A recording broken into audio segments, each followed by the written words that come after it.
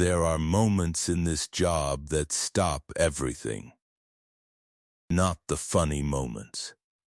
Not the moments where somebody gives a wild answer and the whole studio falls out laughing and I have to turn away from the camera because I can't keep my composure. Not the moments where a family wins big and everybody's screaming and crying and hugging and the confetti is falling and it feels like the whole world is celebrating with them. I'm talking about a different kind of moment. The kind where the music stops playing in your head. The kind where the lights are still bright and the cameras are still rolling and the audience is still there. But something has shifted in the room. Something invisible but undeniable. The kind of shift that happens when a human being steps up to a microphone and tells the truth so completely, so nakedly, so without armor that everyone in the building forgets for a moment that they are at a television taping. They forget about the cameras. They forget about the game. They forget about the survey and the board and the points and the prize money, and they just listen. I have hosted this show for many years. I have stood on this stage with thousands of families from every corner of this country. Rich families, poor families, big families, families that were clearly held together by one strong woman and a lot of prayer. I have heard stories backstage that broke my heart and stories that restored my faith in people at the same time. I have shaken hands with grandmothers who could barely walk but showed up anyway because their grandchildren asked them to. I have seen veterans still carrying things you cannot see with your eyes. I have seen single mothers hold their entire families together with nothing but love and sheer stubbornness. But I want to tell you about Patricia. Because Patricia walked onto this stage on what looked like an ordinary Tuesday afternoon. And within 5 minutes of me meeting her, I understood that I was standing in the presence of something extraordinary. Not because she was famous. Not because she had done something that made the news, but because she had survived something that would have destroyed most people, and she was still standing, still showing up, still doing what needed to be done. Let me take you back to the beginning. When the Henderson family, that was Patricia's family name, when the Henderson family came out from backstage, I noticed a few things immediately. First, there were 6 of them. A full team. Patricia, 2 of her daughters, her sister, her mother, and a teenage nephew who had the look of a young man who had been told to be on his best behavior and was trying very hard to honor that instruction. Patricia's mother walked slowly. She had a cane, and the way she moved suggested that walking had become a negotiation rather than an automatic thing. The kind of careful, deliberate movement that comes from a body that has been through a great deal and is still in the process of recovering from it. And yet she was there. She had come. She had dressed up and gotten herself to a television studio and walked out under those bright lights because her daughter was playing. And she was not going to miss it. I noted that. I noted all of it. The way families carry themselves tells you everything about what they've been through together. Patricia herself, she was somewhere in her mid-40s, with the kind of face that holds both softness and strength at the same time. The kind of face that has spent a lot of time comforting other people. She had natural hair, pulled back neatly. She was wearing a dark blue blazer over a floral blouse. She looked put together in the way that people look put together when putting themselves together required real effort that morning. Like she had made a decision to present well, and had followed through on that decision through force of will. When I shook her hand, she looked me directly in the eyes and smiled. And the smile was genuine, I want to make sure you understand that it was not a performance smile. It was not the nervous smile of someone on television for the first time. It was the smile of a woman who had decided, before she left her house that morning, that she was going to be present, that she was going to be all the way here, that whatever she was carrying, she was going to set it down long enough to stand on this stage and do what she had come to do. We got through the introductions. I asked about the family, got them talking. Let the audience fall in love with them the way audiences do when a real family, a lived-in, complicated, loving, tired, resilient family stands in front of them without pretense. And then I asked Patricia the question I ask every contestant. The question that's designed to be light, personal but not heavy. The kind of question that's really just an invitation to share something about yourself. I said, Patricia, tell me a little bit about your family. Who are these people and what brings y'all here today? She introduced everyone, her daughters, Keisha, 19, and Tamara, 15, her sister Dana, her mother, Miss Evelyn, her nephew Jordan. And then she paused. It was a small pause. A half-breath, the kind of pause you don't notice unless you're trained to notice things, and after this many years I notice everything. I said softly, and who else? Who are you playing for today? Patricia looked at me, and something moved across her face, not breaking, not collapsing, but opening. The way a door opens when someone finally puts the right key in. She said, I had 3 daughters. Past tense. Had the audience heard it? I heard it. Everyone in that building heard the weight that word was carrying.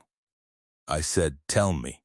She said, my youngest daughter passed away 8 months ago. Her name was Imani. She was 17 years old. The studio went silent. Not quiet. Silent. There is a difference. Quiet is what happens when the noise turns down. Silent is what happens when something true enters a room and everything else steps aside to make space for it.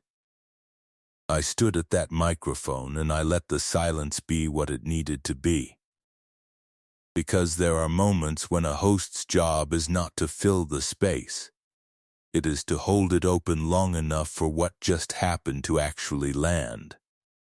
Then I said, I am so sorry, Patricia, she nodded. She held herself very still. And then she said the words that I will carry with me for the rest of my life. The words that have stayed with me since that Tuesday afternoon, that I have thought about in quiet moments, that I have turned over and examined from every angle because they contain, inside them, something profound about what it means to be a human being trying to survive in this world. She said, Steve, I'm playing today for her funeral. I still owe money on her funeral. Silence again. Different this time.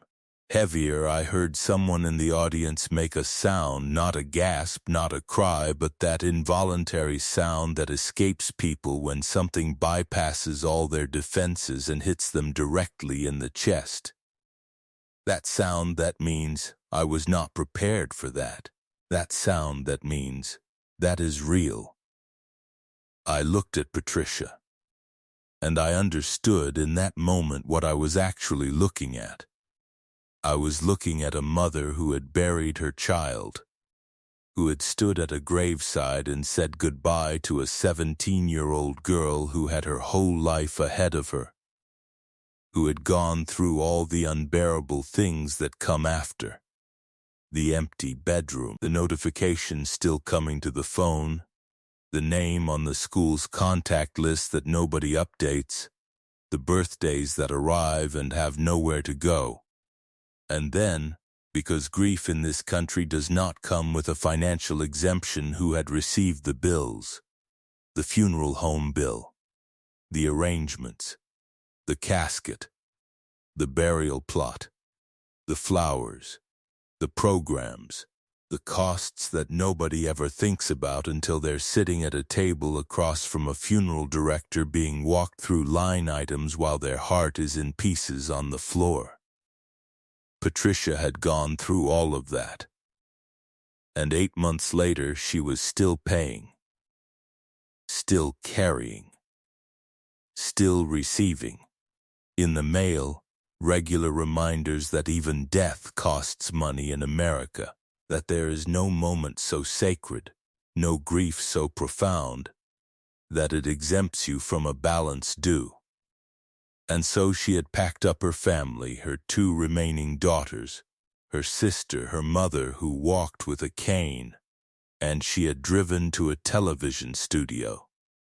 And she had put on her dark blue blazer and her floral blouse, and she had decided to be all the way present, and she had come here to play a game show. Because the game show had a prize. And the prize was real. And the bill was real. And Imani deserved a funeral that was paid for. I had to take a moment. I am a father. I have children who I love beyond my capacity to express it. And the idea, the mere idea, the briefest hypothetical shadow of the thought, of losing one of them and then receiving a bill for the losing of them and then having to figure out how to pay that bill while simultaneously trying to learn how to breathe without them, I could not fully go there. Because I was on television and I had a job to do. But I felt the edge of it, and the edge of it was enough to tell me that Patricia Henderson was one of the strongest human beings I had ever stood next to. I said, "Patricia, will you tell me about Imani? Tell me who she was." And Patricia, through a smile that broke me and rebuilt me at the same time, she told me. She said Imani had wanted to be a nurse. She had decided this at age 9, after her grandmother got sick and she watched the nurses take care of her. And she came home and told Patricia, "Mama, that's what I want to do. I want to be the person who takes care of people when they're scared." She said Imani used to wake up early on Saturday mornings, before anyone else in the house was stirring, and make breakfast for the family. Not because anyone asked her to, not because it was her chore, but because she liked the feeling of people waking up to something warm. She liked being the reason the morning started well. She said Imani never forgot a birthday, not a cousin's birthday, not a friend's birthday, not the birthday of someone she'd only met twice. She kept a list. She sent messages. She showed up with something small and handmade because she understood, even at 17, that being remembered is one of the greatest gifts you can give a person. She said Imani always said "I love you" when she left a room. Always. Every time, like she understood, in some way that teenagers usually don't, that you should never let people you love leave your presence without knowing that you love them. And then she said, Imani got sick very fast. And by the time they knew what they were dealing with, there wasn't enough time to do anything about it. There was treatment, and there was hope. And then there was a Thursday morning that Patricia would spend the rest of her life trying to make peace with. By the time Patricia finished speaking, her sister Dana had her head bowed.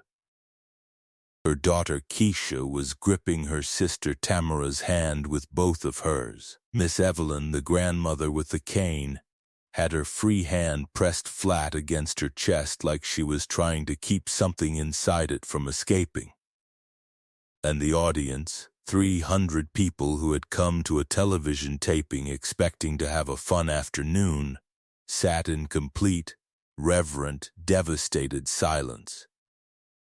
I said, Patricia, I want you to know something. Everyone in this building is playing for Imani today. Every single person in these seats, every person behind these cameras, every person watching at home.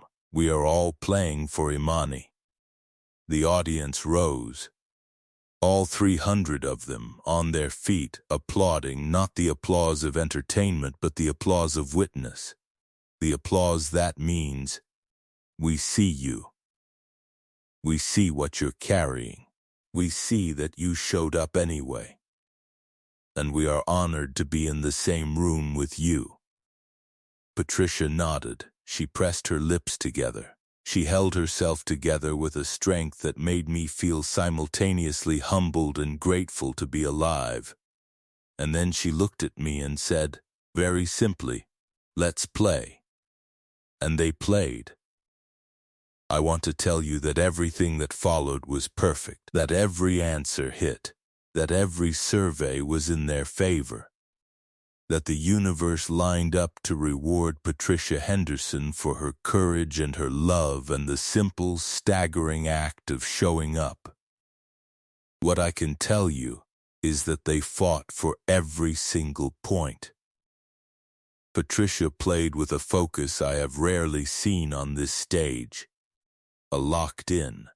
Nothing is going to stop me focus that comes from a very specific kind of motivation. Not the motivation of wanting to win, the motivation of needing to. The difference between those two things is enormous. People who want to win play well. People who need to win play like something inside them has decided that losing is simply not a category that exists today. Every time Patricia stepped up to that microphone, she was stepping up for Imani. Every answer was for Imani. Every point on that board was for a 17-year-old girl who wanted to be a nurse, who made Saturday breakfast, who never forgot a birthday, who always said "I love you" when she left the room. And at the end of it, whatever the number was, whatever they took home, Patricia stood at that podium and she looked up. Not at the board, not at the audience. Up, and she said, quietly, like it was a private conversation she didn't mind us overhearing, "Imani, baby, Mama came through for you." I had to turn away from the camera. I am not ashamed to tell you that. I have cried exactly twice on this stage in all the years I have been hosting this show. That was one of the times. Because what Patricia said in that moment was not about money. It was not about a game show.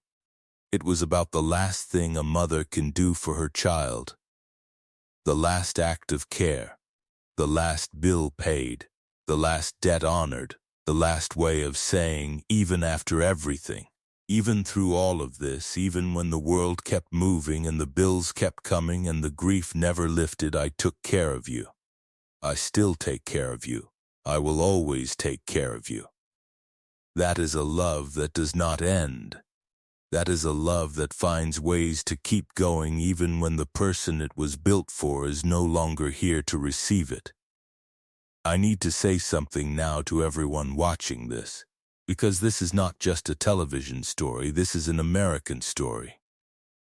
There are people in this country, good people, hard-working people, people who pay their taxes and raise their children and show up every day and do their absolute best, who are one catastrophic event away from financial ruin, one illness, one accident, one Thursday morning they didn't see coming, and when the catastrophe arrives, the bills arrive with it. The system does not pause. The world does not pause. The mailman still comes. The phone still rings. The balance is still due. Patricia Henderson should never have had to come to a game show to pay for her daughter's funeral. That is a sentence I want you to sit with. A mother should never have to spin a wheel or answer a survey question to fund the burial of her child. But she did. Because that was the reality. And rather than be broken by the reality, she picked up her family and she drove to that studio and she showed up with everything she had. She brought her daughters and her sister and her mother and her nephew. She put on her blazer. She smiled at the camera. She told the truth when I asked her. And she played. That is not just strength, that is something beyond strength. That is the kind of human endurance that makes you believe, genuinely believe, that people are built for more than we give them credit for. That beneath all the smallness and the noise and the pettiness of daily life there is in certain people, in people like Patricia, a core that simply will not be extinguished. Imani would have been a nurse. She would have been the person who takes care of people when they're scared. She would have remembered your birthday and shown up with something handmade. She would have said, "I love you," every time she left the room. She learned all of that from her mother, and her mother came to this stage and showed 30 million people exactly where she learned it. Patricia Henderson, thank you for your honesty, for your courage, for letting us into something so private and so sacred, for reminding everyone watching that the most extraordinary people are usually the ones carrying the most invisible weight. And Imani, baby girl, your mama came through for you. She always will.